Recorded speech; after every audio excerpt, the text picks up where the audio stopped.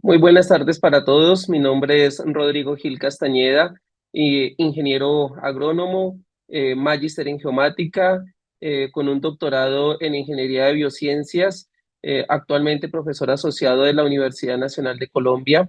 Y en la tarde de hoy vengo a atender una invitación que muy cordialmente me han hecho desde Ceniflores para poder compartir con ustedes algún conocimiento y algunos antecedentes con relación a la nutrición como herramienta para el manejo integrado de las plagas y de las enfermedades. Una charla que yo de manera abreviada he llamado Nutrición para el MIPE.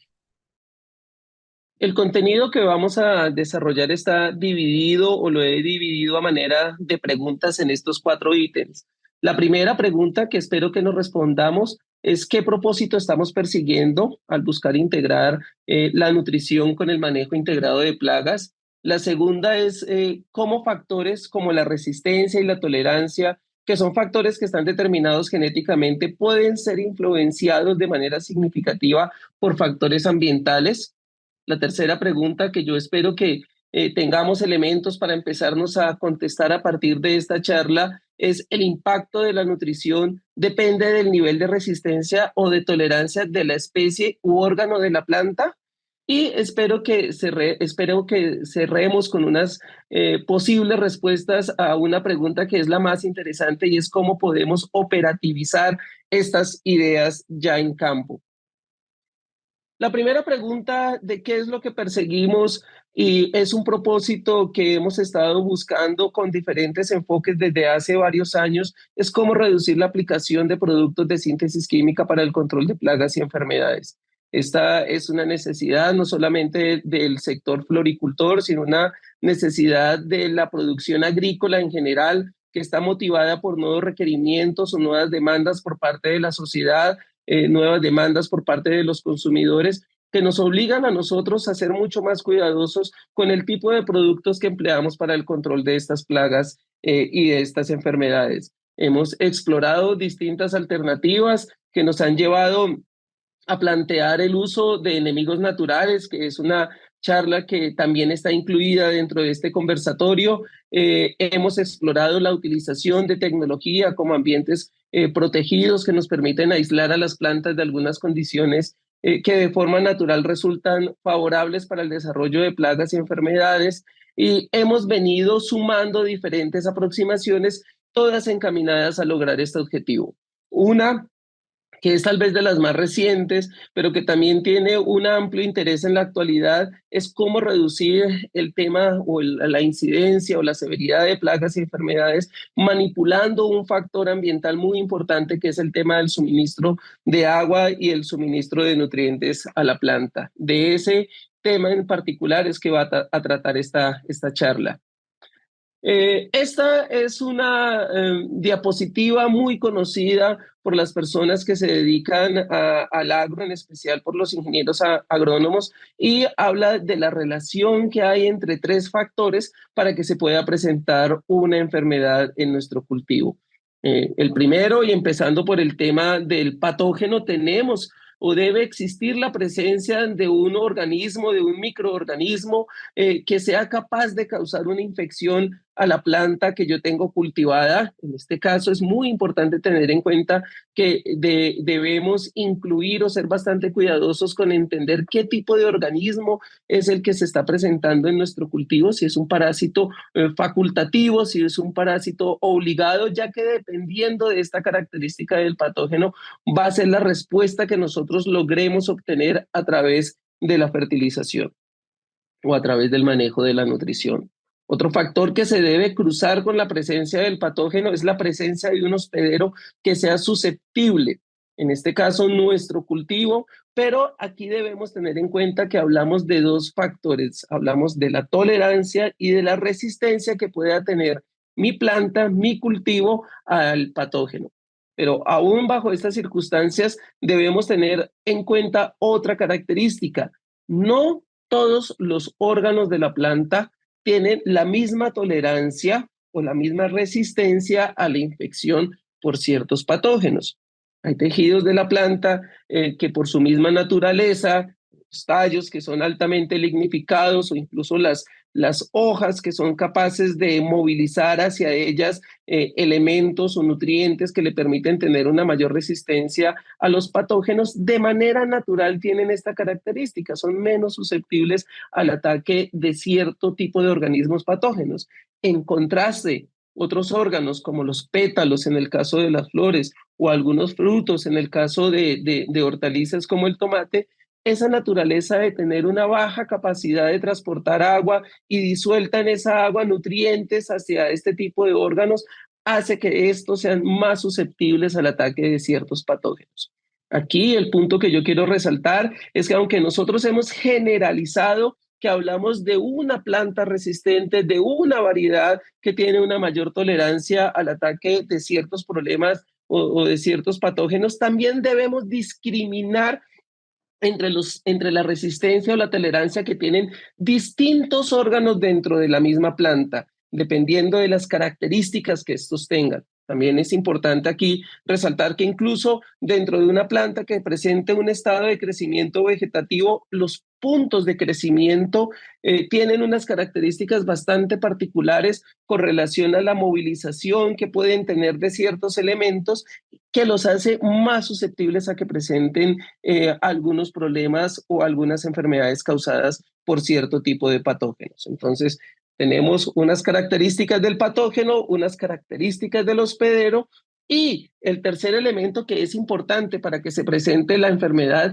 es que exista o se presente un ambiente que sea favorable para el desarrollo de la enfermedad.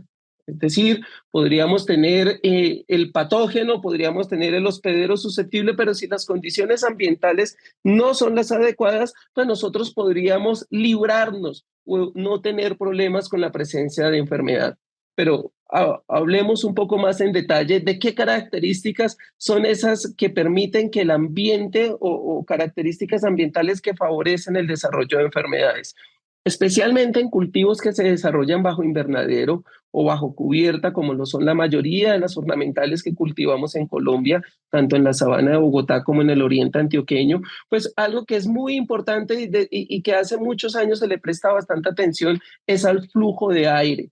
Normalmente lo llamamos la ventilación, la capacidad que tenemos para remover el aire dentro de un invernadero. ¿Con qué propósito? Con el propósito de remover excesos de humedad, con el propósito de remover excesos de calor, en este caso temperatura y humedad, que son gradientes muy importantes dentro de ambientes protegidos como los invernaderos. En otro los podemos unir en una sola variable que llamamos el déficit de presión de vapor.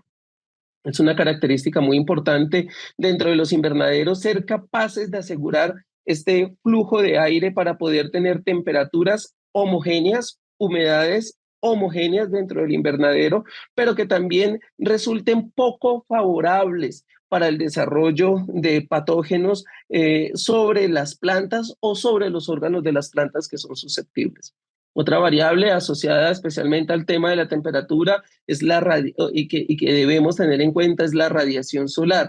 El ingreso de radiación solar hacia los invernaderos o dentro de los invernaderos. Hay que recordar que en este tipo de infraestructura el mismo plástico que se emplea bloquea o restringe la entrada de radiación solar y es muy importante seleccionar el tipo de plástico adecuado con los aditivos adecuados, pero también asegurar una limpieza de esta estructura que permita el ingreso de la radiación suficiente para que se lleven a cabo los procesos que la planta necesita desarrollar, en específico la fotosíntesis. Estos factores son los que canónicamente o tradicionalmente nosotros tenemos en cuenta, pero como lo mencioné en la introducción de la presentación, algo que se ha venido a sumar a esto que nosotros llamamos un manejo integrado de plagas y enfermedades es tener en cuenta el riego y la nutrición. Es reconocer que una planta bien nutrida o una planta que se encuentra en un estado de nutrición ideal tiene una menor susceptibilidad, dicho de otra manera, tiene una mayor tolerancia a problemas de patógenos, que esta tolerancia depende del tipo de nutriente, que hay unos nutrientes que están más asociados que otros a la capacidad que tiene la planta para poderse defender o para poder tolerar el ataque de ciertos patógenos Y lo último que hay que tener en cuenta es que cuando hablamos de este tipo de nutrición y cuando hablamos de estos tipos de nutrientes, nos vamos a referir a dos tipos de fertilización que se deben o que deben trabajar de la mano, que deben estar concatenados para lograr ese objetivo. Uno, un tipo de fertilización es la que nosotros tradicionalmente aplicamos directamente al suelo o directamente al sustrato en el caso de que estemos hablando de cultivos hidropónicos, y el otro es la fertilización o la posibilidad que tenemos de hacer llegar directamente a la hoja ciertos nutrientes. Entonces, este es el triángulo de la enfermedad modificado y dentro del cual resaltamos la importancia que tiene la manipulación de factores ambientales, no solamente los tradicionales, sino también los que yo quiero llamar la atención en esta presentación, que es el aporte de ciertos elementos nutritivos. Aquí una diferenciación entre lo que es resistencia y lo que es tolerancia. La resistencia es la capacidad que tiene el hospedero de limitar la entrada, el desarrollo y o la reproducción del patógeno que está invadiendo la planta. Y la tolerancia es la capacidad que tiene la planta hospedera de mantener su crecimiento a pesar de que se esté presentando la infección. Hay que tener en cuenta que ambos, tanto la tolerancia como la resistencia, los buscamos controlar mediante modificaciones genéticas, pero esas modificaciones genéticas pueden ser influenciadas de manera significativa por factores ambientales, como en este caso estoy llamando yo la atención a través de la nutrición. Es decir, una nutrición bien diseñada, una estrategia de nutrición que reconozca o que tenga en cuenta los retos que tenemos desde el punto de vista fitosanitario, es capaz de ayudarnos a reforzar la tolerancia que tienen las plantas y es capaz de ayudarnos a reforzar la resistencia que tienen las plantas para tolerar el ataque de patógenos. Esta es una diapositiva que a mí me gusta mostrar un poco para que tengamos presente de qué elementos estamos hablando y de qué proporción cuando nosotros usamos esta expresión de nutrición de plantas. Y me gusta partir de un ejemplo en el cual dimensionemos la cantidad de elementos minerales que nosotros debemos suministrarles a las plantas para asegurar que tengan un adecuado crecimiento y desarrollo. Para volverlo ejemplo, a mí me gusta partir de imaginarnos una planta que tenga un peso fresco de 1000 gramos.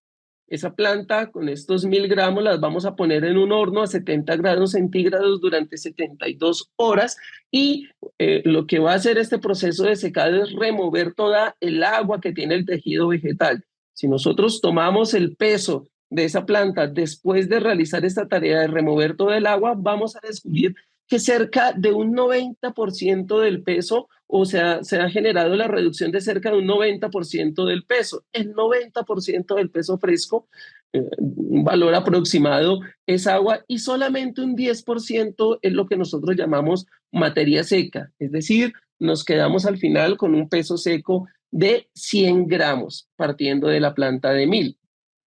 ¿De qué está compuesta esa materia seca? Esa materia seca está compuesta en su mayoría de carbono, hidrógeno y oxígeno. Cerca de un 90% de esa materia seca, es decir, 90 gramos, están compuestos por estos tres elementos.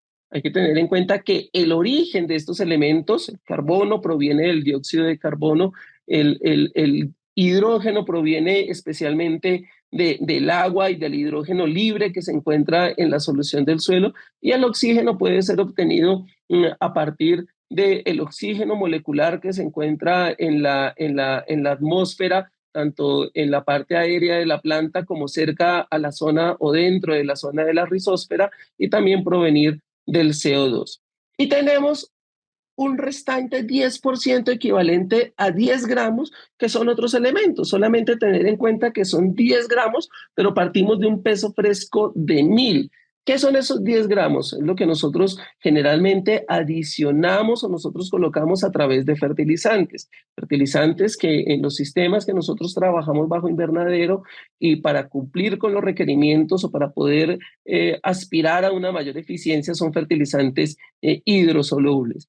Acá yo los he separado solamente en dos categorías: macronutrientes y micronutrientes. Esta división es basada en la cantidad que la planta asimila de cada uno de ellos. Vemos el nitrógeno, el potasio, el calcio, el magnesio, el azufre y el fósforo. Se podrán preguntar ustedes qué papel desempeñan las líneas que están uniendo los diferentes elementos. Es simplemente algo que yo coloco para poderme acordar de las principales fuentes, de las principales sales que se utilizan para componer esta solución nutritiva. En este caso, nitrato de potasio, nitrato de calcio, nitrato de magnesio, sulfato de potasio y fosfato monopotásico, las principales sales que empleamos para elaborar una solución nutritiva. Cerca de 9 gramos de estos 10 gramos, es decir, el 90% de lo que yo aporto en una solución nutritiva, pues son de estos elementos macronutrientes. Y 1 gramo o el gramo restante corresponde a los microelementos o micronutrientes. Dentro de ellos, los que en mayor cantidad son hierro, boro, seguido por menores cantidades son cobre y molibdeno.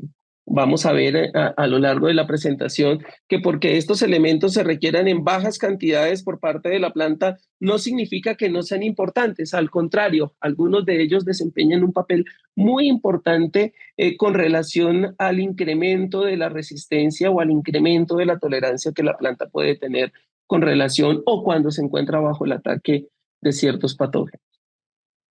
En esta diapositiva quiero llamar la atención acerca de algo que es importante, y es que tradicionalmente el efecto de las plantas sobre el crecimiento y el rendimiento son explicados en términos de las funciones que esos elementos desarrollan en el metabolismo de la planta. ¿Qué es lo que quiero decir yo acá?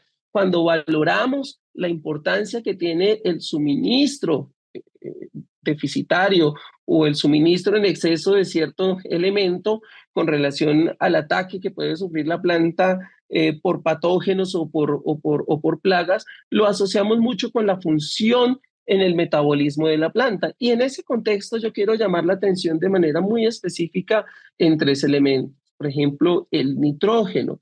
El nitrógeno está muy asociado con la síntesis de aminoácidos, con la síntesis de proteínas, con la síntesis de ácidos nucleicos en la planta, y por lo tanto es un elemento que debe ser o que puede aumentar o disminuir la tolerancia que tenga la planta con relación al ataque de ciertos patógenos. Más adelante lo explico en mayor detalle.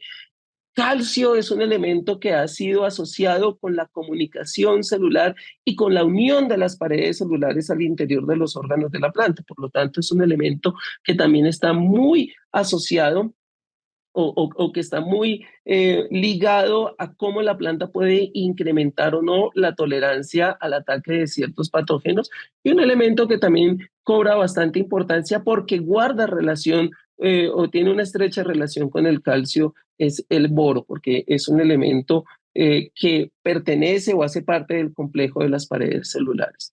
Hablaremos de otros elementos que son muy importantes, como el potasio, que básicamente me permite o que me condiciona la capacidad que tiene la planta para movilizar aminoácidos, para movilizar azúcares desde su sitio de síntesis hasta el sitio donde van a ser almacenados o donde la planta los demanda. Y también elementos como el cobre, que son elementos que son muy importantes por ser cofactores de varias enzimas y proteínas que precisamente se encargan del transporte de electrones. Cada elemento desempeña no solamente una función, sino un conjunto de funciones dentro de la planta, y algunas de esas funciones están directamente relacionadas con la capacidad que tiene la planta de tolerar o resistir el ataque de ciertas plagas y enfermedades. Vamos a ver que algo que le imprime complejidad a este tema es que también hay relaciones entre los distintos tipos de elementos, es decir, no es solamente controlar el calcio, sino en cierto momento cuando yo intervenga el calcio, la intervención que yo haga sobre este elemento va a crear modificaciones sobre otros, como por ejemplo sobre el potasio, o en el caso del silicio, que es un elemento que ha cobrado bastante importancia en la actualidad como un elemento que, aunque no es esencial para el crecimiento de las plantas y ayuda a que éstas tengan una mayor resistencia al ataque de ciertas enfermedades, pues también guarda relación con el suministro de otros elementos como el nitrógeno. ¿Qué podríamos decir en términos generales? En términos generales podríamos decir una planta que tenga un suministro de nutrientes óptimo, que se encuentre dentro de esta franja azul, pues, y en este caso vamos a utilizar como indicador de un óptimo desarrollo la acumulación de materia seca, pues es una planta que debe presentar una baja o una mínima incidencia de enfermedades. Lo podríamos decir de otra manera, y es que una planta sana y vigorosa debería resistir bien el ataque por parte de patógenos. Y esa es la manera general bajo la cual nosotros razonamos o establecemos la relación que hay entre la nutrición y el manejo integrado de plagas en la mayoría de los casos. Pero hay que llamar la atención acerca de varios aspectos que vuelven un poco más compleja esta manera inicial de razonar. Una es que muchas veces nosotros no conocemos cuál es el óptimo o el suministro óptimo de uno o de un conjunto de nutrientes para la planta. Podemos especular solamente acerca de bajo qué tasas de fertilización se han obtenido las máximas cosechas o los máximos rendimientos, pero no estamos seguros de que ese sea el óptimo. Y lo otro es llamar la atención acerca de que estas franjas que nosotros vivimos buscando con relación a cuál es el óptimo para el suministro de ciertos nutrientes no son estáticas, es decir, el suministro óptimo de nitrógeno en un cultivo que se encuentra en la fase vegetativa no es el mismo suministro óptimo de uno que se encuentra ya en la fase reproductiva, es decir, la cantidad óptima de nitrógeno que yo pueda suministrar o que deba suministrar a un cultivo de rosas ya establecido no es el mismo cuando yo estoy en las primeras etapas en las cuales estoy buscando formar la planta y estoy más preocupado por el crecimiento vegetativo que cuando decido empezar a hacer las podas buscando que la planta pase de su estado vegetativo al estado reproductivo. Los óptimos son franjas estrechas y son dinámicas, no son en todos los estados de desarrollo las mismas. Eso es un factor que vuelve bastante compleja o que me restringe bastante esa manera simplista, por llamarlo de alguna forma, de pensar que simplemente tengo que tener la planta bien nutrida para reducir la probabilidad de que ésta se enferme.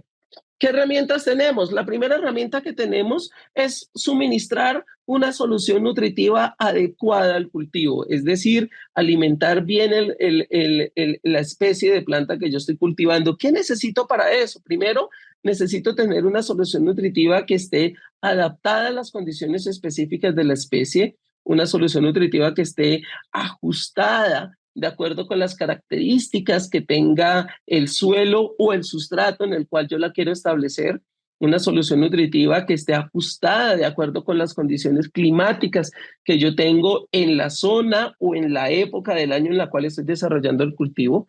Una generalidad que nosotros trabajamos es que cuando tenemos momentos o periodos soleados con altos niveles de radiación, con altas temperaturas, generalmente las conductividades eléctricas de las soluciones nutritivas se ajustan a la baja y lo opuesto, cuando tenemos periodos o épocas del año en los cuales los niveles de radiación son bajos, pues nosotros ajustamos las conductividades eléctricas al alza.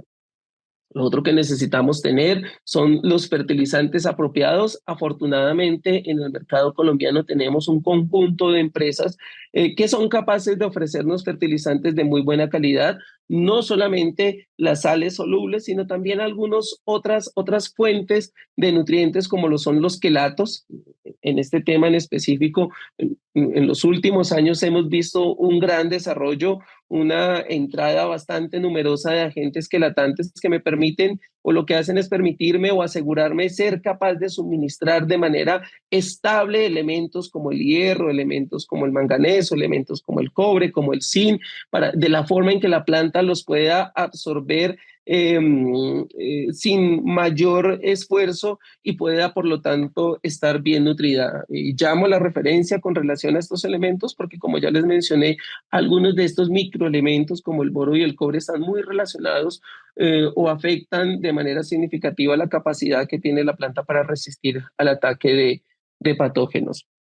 Otro factor que es muy importante y que no debemos pasar por alto, si bien el manejo integrado de plagas se ha basado en hacer compatibles diferentes estrategias como el uso de erradicaciones, el uso de enemigos naturales, el uso de microorganismos entomopatógenos, con el uso de algunas sustancias de origen vegetal, extractos vegetales, con algunas moléculas de síntesis química. Y ahora yo en esta charla les digo que también si tenemos cuidado con la nutrición, podemos mejorar la capacidad que tienen las plantas de resistir o de tolerar el ataque de enfermedades. Hay otro factor que también es muy importante y es el clima, el balance energético dentro del invernadero o el microclima dentro del invernadero que termina siendo una respuesta a ese balance energético es muy importante. Ese balance energético es el que me va a permitir controlar ciertos elementos. Uno que yo siempre llamo mucho la atención es, por ejemplo, la capacidad de asignar o de hacer llegar ciertos elementos a ciertos órganos. Por ejemplo, concentrar elementos poco móviles como el calcio en las hojas, pues resulta una tarea que, aunque bajo ciertas circunstancias puede ser difícil, pues es un reto que yo puedo aceptar porque la planta es el órgano de manera natural por donde la planta, la hoja es el órgano donde de manera natural la planta transpira. Esa hoja tiene una alta densidad de estomas, que es la estructura que me permite el intercambio gaseoso con la atmósfera, y ese intercambio gaseoso me permite hacer llegar a ese órgano, hacia la hoja, pues concentraciones relativamente altas de elementos poco móviles como el calcio. Algo parecido pasa con el silicio, pero hay otros órganos como los frutos, en este caso en esta diapositiva que quiero llamar la atención, o como los pétalos, que son órganos en los cuales no es tan fácil hacer llegar esos elementos. ¿Y por qué yo quiero colocar esos elementos ahí? El silicio, porque me va a permitir formar una barrera para restringir la entrada de ciertos patógenos, pero lograr una barrera de silicio en estos órganos con bajas tasas de transpiración, pues es un reto ya bastante grande, o no es una tarea fácil de lograr, y lo mismo pasa con el calcio. El calcio me va a permitir que la planta o el órgano de la planta, en este caso los pétalos, tenga una mayor capacidad de resistir la invasión o de tolerar la invasión de ciertos patógenos, pero no es fácil colocar calcio en estos órganos que se caracterizan por tener unas tasas de transpiración mucho más bajas. Y pues también tener en cuenta que si yo logro manipular el ambiente, si yo logro tener un control sobre este balance energético al interior del invernadero, obviamente esto requiere tecnología, esto requiere mayores inversiones, pues yo voy a tener una mayor probabilidad de éxito en términos de lograr controlar o lograr incrementar la resistencia o la tolerancia de mis plantas a ciertas enfermedades o plagas utilizando la nutrición. Algunos otros elementos que yo quiero tomar, que se tengan en cuenta antes de empezar a hacer un repaso sobre cómo puedo a través de la nutrición incrementar la tolerancia o la resistencia a plagas y enfermedades. La fertilización no solamente afecta el crecimiento y desarrollo de las plantas en términos generales, sino que con la fertilización, bien sea de naturaleza orgánica o inorgánica, yo también logro manipular la composición del tejido, ¿sí? Y esto es muy obvio, incluso con algunos elementos con los que tenemos problemas, como por ejemplo el cadmio, que son elementos que nos crean problemas en cultivos como el cacao, pero vemos que si el cultivo, ahí no estoy hablando de fertilización, sino que el cultivo se desarrolla en un suelo donde tiene altas concentraciones de cadmio, así la planta no necesita de este elemento, la presencia de ese cadmio en el suelo va a afectar la composición del tejido. Entonces, tenemos que tener eso en cuenta. Nosotros podemos modificar la composición de los tejidos a partir de la fertilización. Podemos tener tejidos que sean mucho más o que tengan mayores concentraciones de ciertos elementos a través de la fertilización. Pero la fertilización también afecta la actividad microbiana. El tipo de fertilización, la manera como yo realizo la fertilización afecta qué tipo de microorganismos y a qué tasa estos microorganismos activan. Es decir, la fertilización también afecta la rizósfera en el suelo o en el sustrato. ¿Cómo puede ser esto más evidente? Un ejemplo típico, por ejemplo, los fertilizantes que tienen altas concentraciones o que aportan altas cantidades de hidrógeno y que como resultado reducen el pH dentro de la solución. Estoy hablando de fertilizantes como por ejemplo la urea, que tienen un efecto altamente acidificante en los suelos o en los sustratos, pues son ejemplos típicos de cómo la fertilización puede afectar la rizósfera. Esta modificación no solamente tiene efectos sobre la capacidad que va a tener la planta para absorber algunos elementos, sino que también va a tener efectos sobre la actividad microbiana en el suelo. ¿Por qué lo llamo? ¿Por qué llamo la atención acerca de este elemento? Porque son herramientas que yo tengo a la mano para manipular el ambiente y poder buscar un efecto deseado. Aquí otra cosa sobre la que quiero llamar la atención es que la susceptibilidad de la planta o del órgano determina la probabilidad de éxito que yo pueda tener a través de estrategias como estas del manejo de la fertilidad. Aquí que quiero llamar la atención, entre mayor o entre más susceptible sea la planta o entre más susceptible sea el órgano, mayor va a ser la probabilidad de éxito que yo puedo lograr a través de intervenciones con relación a la nutrición de las plantas. Y cuando tengo plantas en las cuales la susceptibilidad es baja, plantas que de manera genética ya vienen reforzadas con relación a su tolerancia o a su resistencia con relación al ataque de patógenos, pues va a ser menos la probabilidad o menor la probabilidad de éxito que yo tenga de lograr que la nutrición tenga un efecto significativo sobre la reducción de plagas y enfermedades. Otra vez, el supuesto grande con el que trabajamos, y lo recuerdo nuevamente, es que las plantas con deficiencias nutricionales tienen una menor tolerancia a plagas y enfermedades, y que por el contrario una planta vigorosa pues puede compensar las pérdidas, por ejemplo, en términos de la fijación de CO2 que puedan estar ocasionadas por la pérdida de área foliar como consecuencia del ataque de plagas y enfermedades. Pero ahora sí pasemos a ver algunos ejemplos o a razonar acerca de algunos ejemplos acerca de cómo la nutrición puede afectar la tolerancia o la resistencia de las plantas. Aquí traigo unos ejemplos. El primero es potasio. ¿Qué pasa con el potasio? Unas bajas concentraciones de potasio en el tejido foliar, bajas concentraciones de potasio, están asociadas con unas altas concentraciones de azúcares en esos tejidos donde se produce la fotosíntesis. ¿Qué significa eso? Que si yo tengo unos altos contenidos de azúcares, la planta va a ser mucho más susceptible al ataque de ciertos patógenos. Entonces, podemos generalizar diciendo que unas bajas concentraciones de potasio conllevan a una alta o a una mayor severidad en el ataque de ciertos patógenos o de ciertas enfermedades. Como consecuencia de que de una acumulación o un incremento en la concentración de azúcares en el tejido de las hojas. Algo o lo contrario ocurre con elementos como el calcio, o bueno, algo parecido ocurre con los elementos como el calcio, perdón.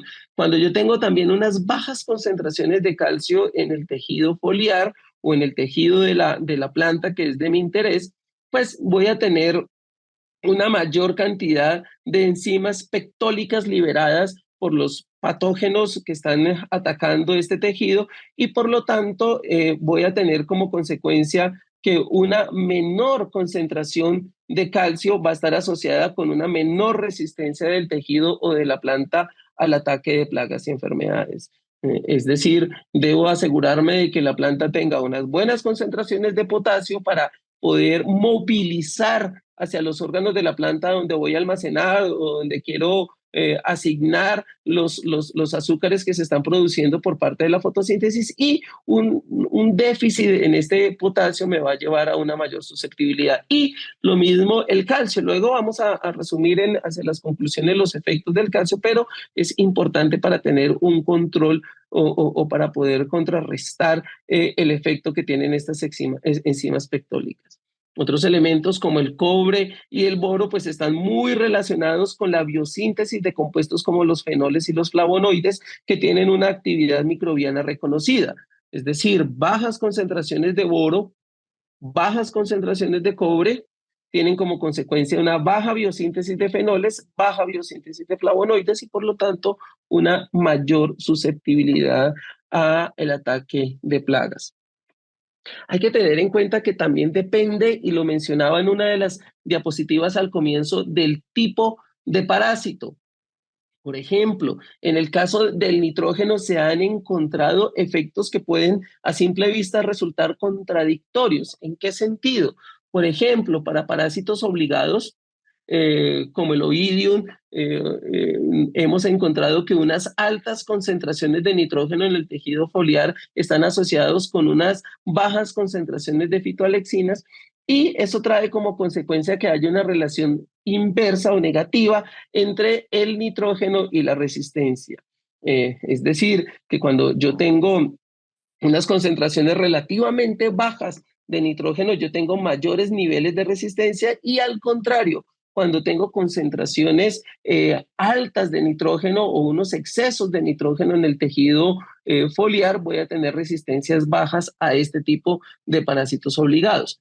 Pero hemos encontrado lo opuesto cuando se trabaja o cuando estoy bajo el ataque de parásitos facultativos. Lo que se ha encontrado en esos casos es que altas concentraciones de nitrógeno, por ejemplo, en el tejido foliar, retardan la senescencia de los órganos y por lo tanto incrementan la resistencia a ciertos parásitos facultativos como por ejemplo botritis. Entonces, estos resultados que aparentemente son contradictorios de cómo el exceso de nitrógeno puede reducir la resistencia en algunos casos o incrementarla en otros, en realidad lo que me está diciendo es que yo debo tener muy presente a qué objetivo quiero responder, de quién es quien me está atacando y cómo yo puedo utilizar o manipular la fertilización para hacer frente a este ataque. Si estoy frente a un parásito obligado, una sobrefertilización con nitrógeno no me va a ayudar a incrementar la resistencia, por el contrario, la va a disminuir. Pero si yo estoy frente a un parásito facultativo y dependiendo de la estrategia que yo quiera emplear, el exceso o unas dosis altas de nitrógeno pueden contribuir al incremento de la resistencia de la planta. Viene otro elemento, o utilizo como ejemplo otro elemento del que se habla mucho cuando se habla de mejorar la capacidad que tienen las plantas al ataque de patógenos y es el silicio. Y un poco yo digo silicio sí, pero ¿cómo lo ubico rápidamente?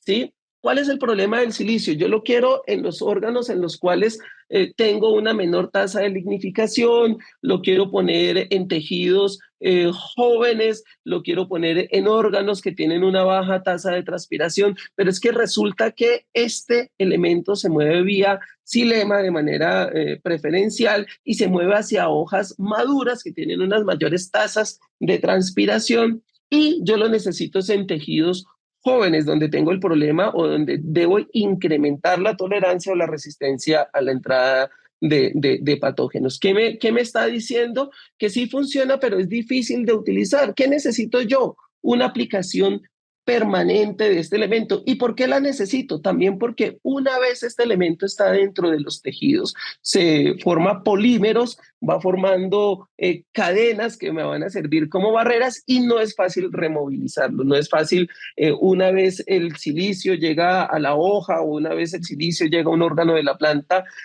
movilizarlo hacia otro órgano no es fácil, lo que requiere que tenga una aplicación permanente. Hay que recordar que este también es un elemento que desde el punto de vista de su uso como fertilizante tiene la característica de que es costoso. Pero hay otra característica. Supongamos que yo tengo una aplicación de silicio que es proporcional a una aplicación de nitrógeno. ¿Qué es lo que quiero decir con esta expresión? Estoy aportando el silicio de manera sincronizada con la cantidad de nitrógeno que yo necesito para un crecimiento normal de mi planta. Pero ¿qué pasa cuando yo aplico, por ejemplo, nitrógeno en exceso, cuando incremento las dosis de nitrógeno y mantengo constante las de silicio? Puede ser que la planta tenga un crecimiento vegetativo mucho más exuberante, es decir, ese aumento en las dosis de nitrógeno haga que tenga una planta con mucho más follaje, con un índice de área foliar mucho más alto, pero las concentraciones de silicio las dejé estables, no las modifiqué. ¿Qué va a crear eso? Una disminución en las concentraciones de silicio y por lo tanto una menor respuesta de la planta en términos de su tolerancia o de su resistencia por la aplicación de este elemento simplemente por un efecto de dilución en los tejidos. Es otro elemento que debo tener en cuenta y es lograr sincronizar o lograr acoplar las estrategias. No se trata solamente de aplicar silicio, sino de ajustar esas dosis de silicio de acuerdo con las dosis o al ritmo que está creciendo mi planta, que por ejemplo es función de la aplicación de otros nutrientes como el nitrógeno. Elementos que son muy famosos con relación al control o a la resistencia a plagas y enfermedades como el calcio, pues también es importante que lo miremos con bastante detalle.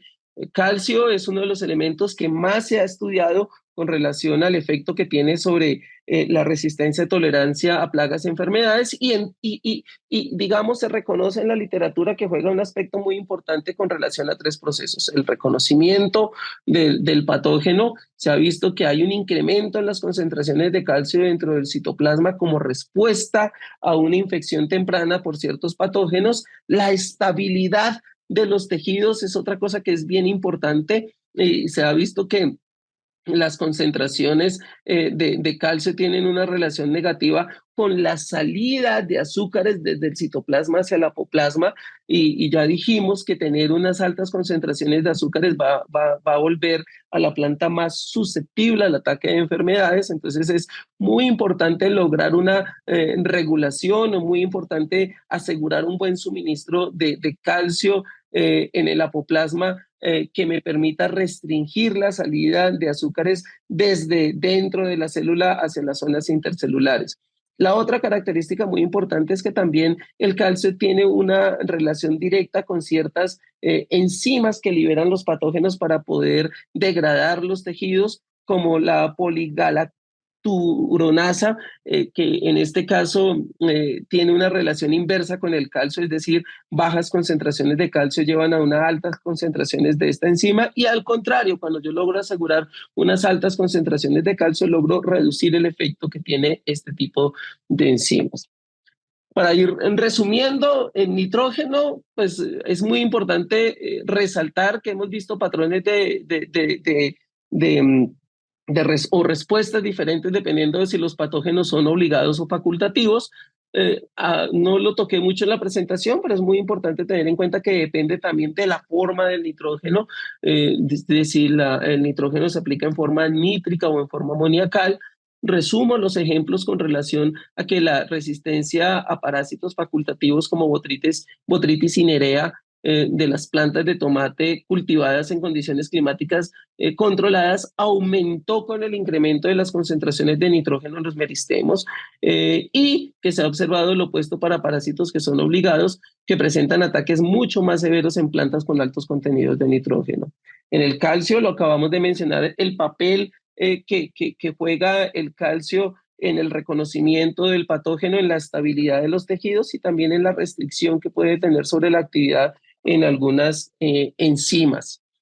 Esta es una representación gráfica, ahí aparece la fuente original, es una adaptación del libro de Machner de nutrición mineral de plantas superiores y en las que nos presenta algunos de esos elementos que hemos estado mencionando, como por ejemplo el silicio me permite construir barreras, me permite formar polímeros, cadenas de silicio dentro de las células o dentro de los órganos de la planta susceptibles al ataque que restrinjan la entrada de patógenos al interior, como por ejemplo el cobre y el boro están muy relacionados con la biosíntesis de ciertos compuestos como los fenoles que tienen una actividad antimicrobial bien importante y cuyas concentraciones también debo mantener o debo ser cuidadoso de mantener para restringir la entrada de ciertos patógenos,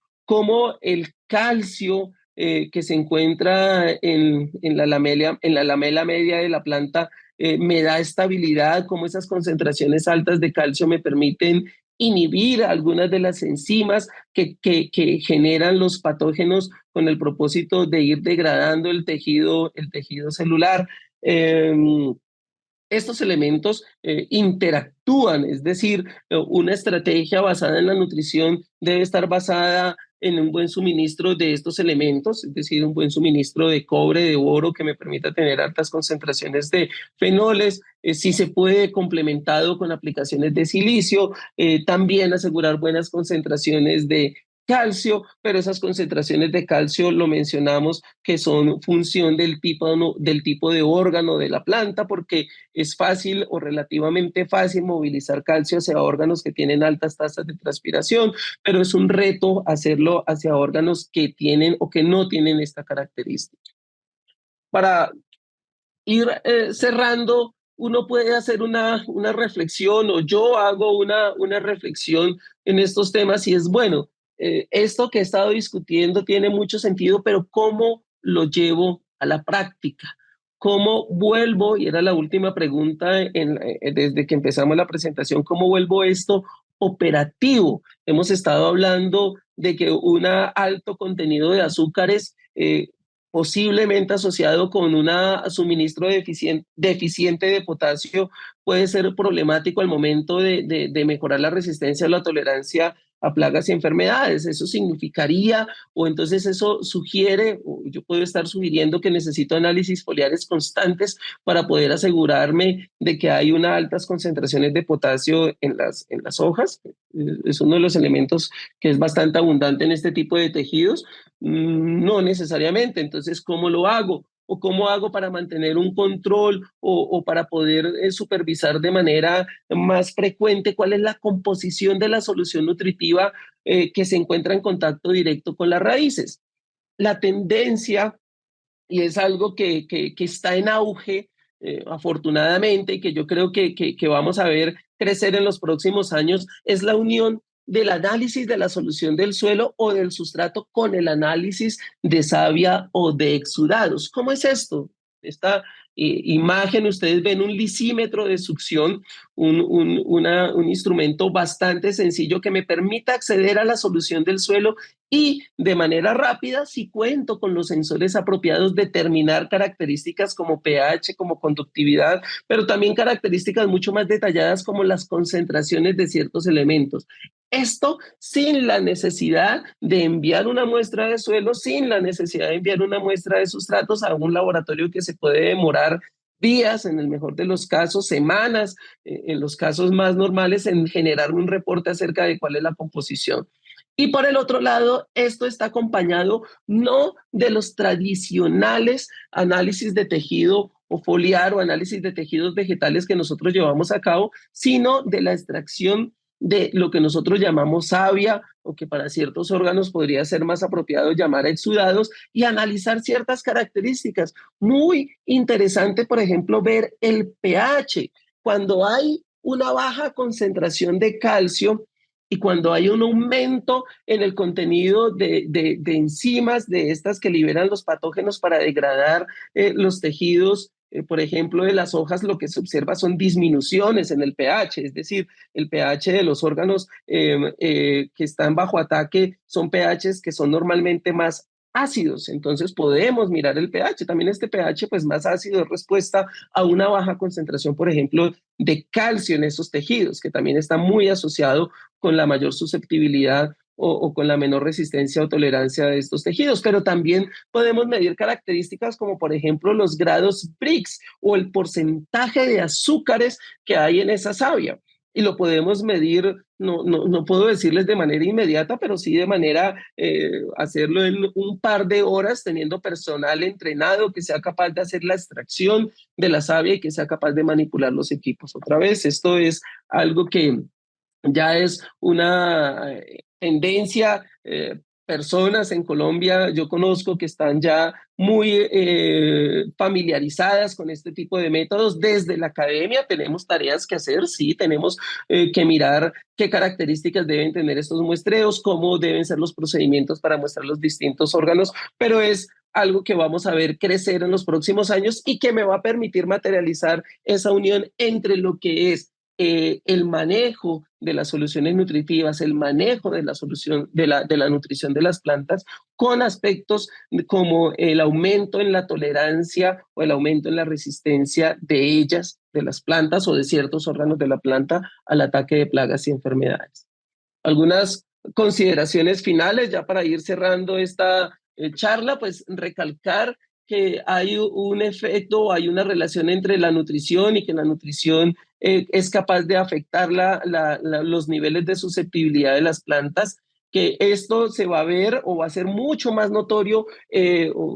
La nutrición tiene una mayor probabilidad de éxito de demostrar o de demostrar que es una estrategia eficiente para el control de plagas y enfermedades cuando estoy trabajando con órganos que tienen una mayor susceptibilidad o con plantas o variedades o materiales genéticos que tienen una mayor susceptibilidad, que no va a ser tan fácil demostrar esto con plantas u órganos que tienen un alto nivel de resistencia. Decirles nuevamente que el análisis de la solución del suelo junto con el análisis de savia pues son metodologías que se convertirán, y me atrevo a pronosticarlo aparte porque es una tendencia muy fuerte en algunos otros países para la toma de decisiones oportunas con relación a mejorar la capacidad que tiene la planta para resistir el ataque de ciertos patógenos. Y eso, decirles al final que existe una estrecha correlación entre el clima, es un factor sobre el cual yo también llamé la atención, la nutrición y la sanidad en los cultivos. Les agradezco mucho la atención prestada y les recuerdo que al final de esta sesión vamos a tener un espacio en la cual espero contestar las preguntas que hayan surgido con relación a esta presentación. Muchas gracias.